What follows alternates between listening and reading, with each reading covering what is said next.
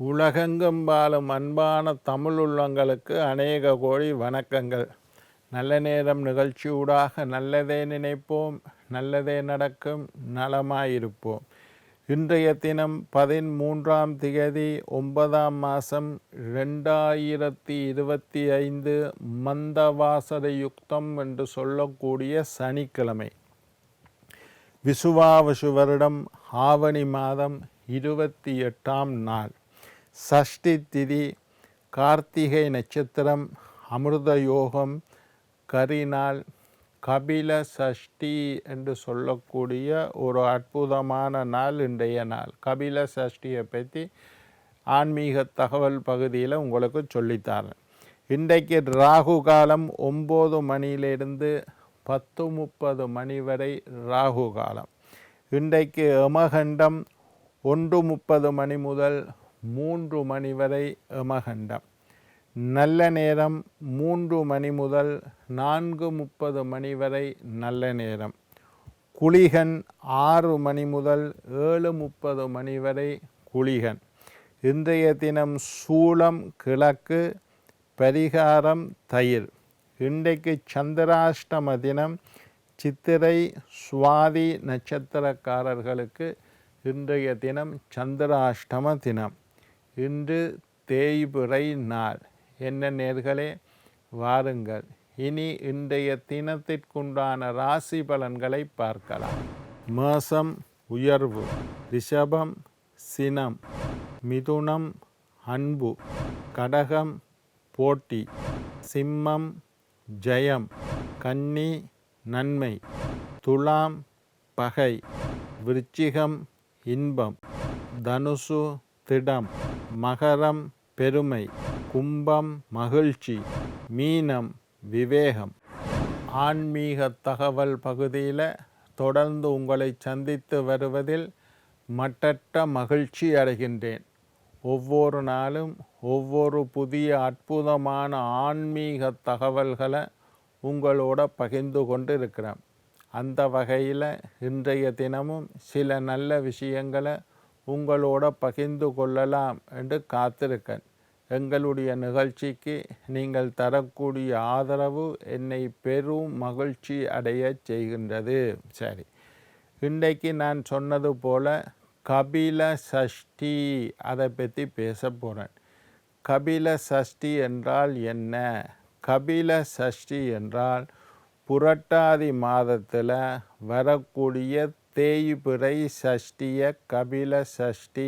நாங்கள் சொல்லியிருக்கிறேன், புரட்டாதி மாதத்தில் பிரதமையிலிருந்து அமாவாசை மட்டும் வரக்கூடிய 15 தினங்களும் மகாலய பட்சம் என்று நாங்கள் சொல்கிறோம். பட்சம் என்றால் 15 தினங்கள். இந்த மகாலய பட்சத்தில் மகாபரணி, பரணி நட்சத்திரம் வந்தால் அதை மகாபரணி என்ன செய்யணும்? யம தீபம் ஏற்ற வேண்டும் என்று மகாபரணியை பற்றி நேற்று சொல்லி தந்தேன். இன்றைக்கு அந்த 15 தினங்களில் வரக்கூடிய சஷ்டி திதியைத்தான் நாங்கள் கபில சஷ்டி என்று சிறப்பித்து கூறுவோம். இந்த கபில சஷ்டி வருஷத்துக்கு ஒருக்கா வரும். மகாபரணியும் வருஷத்துக்கு ஒருக்கா வரும். கபில சஷ்டி வருஷத்துக்கு ஒருக்கா வரும். இந்த மகாலய பட்சம் என்கின்ற 15 தினங்களே வருஷத்துக்கு ஒரு முறை வரும். வருஷத்துக்கு ஒருக்கா வர்றது கபில சஷ்டி. பொதுவாக சஷ்டி என்றால் முருகனுக்கு உண்டான தினம் என்று உங்களுக்கு எல்லாருக்கும் தெரியும். சஷ்டியில் 2 வரும். வளர்புறையில் ஒரு சஷ்டி, தேய்பிறையில் ஒரு சஷ்டி. இந்த மகாலய பட்சம் என்பது தேய்பிறை தினங்கள். தேய்பிறை பூர்வபட்சம் அபரபட்சம். பூர்வபட்சம் 15 தினம், அபரபட்சம். அபரபட்சம் என்றால் தேய்பிறை. இந்த சஷ்டி கந்த சஷ்டி என்றால் உங்களுக்கு தெரியும், முருகனை வழிபடக்கூடிய 6 தினங்களை கந்த சஷ்டின்னு சொல்லுறோம். பொதுவாக வளர்பிறையில் ஒரு சஷ்டி திதி, தேய்பிறையில் ஒரு சஷ்டி திதி, ரெண்டும் முருகனை நினைத்து விரதம் இருக்க வேண்டிய நாள். இது இல்லாமல் கார்த்திகை நட்சத்திரமும் முருகனுக்கு உண்டான நாள். இப்போ இந்த மகாலய பட்சம் என்று சொல்லக்கூடிய இந்த 15 தினங்களில் வரக்கூடிய சஷ்டியைத்தான் நாங்கள் கபில சஷ்டி என்று சொல்லுறோம். முதலாவது விஷயம், இந்த கபில சஷ்டி என்பது குலதெய்வ வழிபாடு செய்யக்கூடிய ஒரு அற்புதமான நாள் என்பதை ஆழமாக புரிந்து கொள்ளுங்கள். குலதெய்வ வழிபாடு என்பது எங்களுடைய குலத்தை காக்கக்கூடிய வழிபாடு, முக்கியமான வழிபாடு. என்ன வழிபாடு செய்தாலும் குலதெய்வ வழிபாடு செய்ய வேண்டும். குலதெய்வம் என்பது உங்களுடைய குலத்தை காக்கக்கூடிய தெய்வம். சில பேருக்கு குலதெய்வம் தெரியாதுன்னு சொல்லுவீங்கள். நீங்கள் எப்படியாவது தெரிந்து கொள்ளுங்கள். உங்களுடைய மூதாதையர்கள், வயது போனவர்கள், தாத்தா பாட்டி, பக்கத்து வீட்டால், உங்களோட கிராமத்தில் இருக்கக்கூடிய வயசாளிகள் அவைகளை கேட்டீங்களென்றா உங்களோட குலதெய்வம் என்னன்னு சொல்லி தருவினோம். அப்படி தெரிந்து கொள்ள முடியாட்டி உங்களுடைய ஜாதகத்தை எடுத்துக்கொண்டு வாருங்கள். உங்களுடைய ஜாதகத்தை கொண்டு போய் நல்ல ஜோசியர்கிட்ட காட்டினா உங்களுடைய குலதெய்வம் என்ன என்பதை கண்டுபிடித்து சொல்வார்கள். குலதெய்வத்தை கண்டுபிடிக்கிறதுக்கு சில பூஜை முறைகளும் இருக்குது. அதை நான் பிறகு சொல்லித்தாரேன். குலதெய்வத்தை வழிபடக்கூடிய அற்புதமான நாள் இந்த கபில சஷ்டி. எங்கேயோ ஒரு கிராமத்தில் இருக்கும் உங்களோட குலதெய்வம். நீங்கள் கொழும்பு போன்ற நகரத்தில் இருப்பீர்கள், கிராமத்தில் இருக்கும்.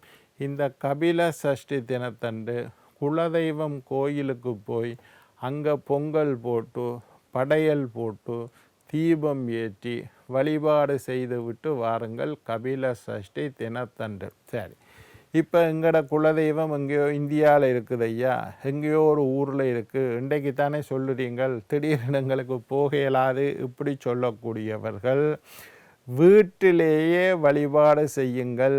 வீட்டில் சில பேர் என்ன செய்வினோம், ஒரு கல்லை தூக்கி வச்சு, ஒரு கருங்கல்லை வச்சு இதைத்தான் குலதெய்வமாக வழிபட்டு வருவார்கள்.